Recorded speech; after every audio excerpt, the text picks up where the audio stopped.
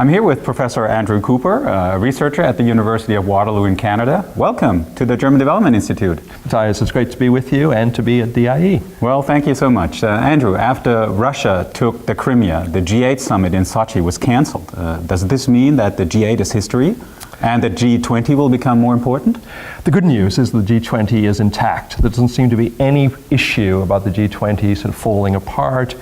The question is about the G7, G8. I mean, there's been tensions in the past. President Putin didn't turn up to Camp David, but now we see it at a very different level of intensity. I don't know if we're going back to the Cold War, but at least we're going to more of a polarization between the G7 and G8 and maybe the BRICS, which of course has given some great support to President Putin and to the sense of sovereignty and intervention. You just mentioned the Cold War, so Putin's behavior appears almost as 20th century politics. What will be the difference of a 21st century concert of powers built around the G20 in comparison to its historic predecessors in the 20th century? When we look back at concerts, we see like-minded countries, countries that have either won wars together or have some sort of anti-revolutionary component to them. But there's also a territorial component. Usually the countries that meet in concerts, whether it's the 20th century, indeed even the 19th century, they've divided the spoils.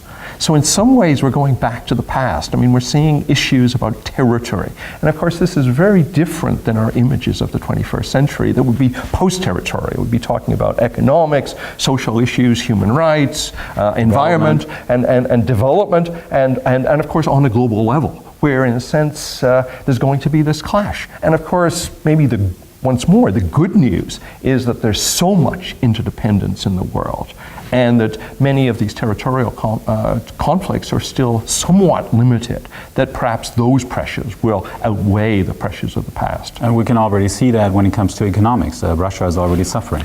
The finance minister looks very different in his statements than the President Putin and indeed the foreign minister. So once more, we see things that we had in the 19th century, but the greater intensity, the greater involvement on the bond market, foreign investments, and of course oligarchs living in different parts of the world that are going to put different pressures on President Putin and the Russian authorities. Yeah, UN General Secretary Ban Ki-moon urges all sides to return to the negotiation table.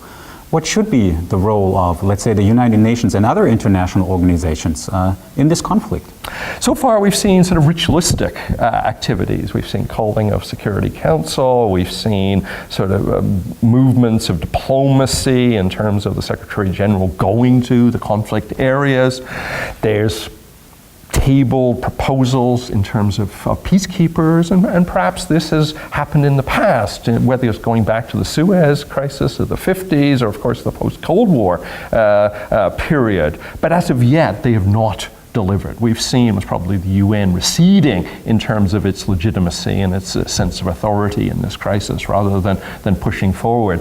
Most probably the international organization that is going to come to the fore and certainly must probably subordinate the UN is the IMF. And indeed, I think even this week we've seen a big proposal by the IMF to put $17 billion on the table, push the Ukraine into reforms, to give it time to do activities, and of course change the script from one of geopolitics to one of economics. So we'll see how that develops. Thank you so much, Andrew, for joining us today here at the German Development Institute in Bonn. Matthias, thank you again.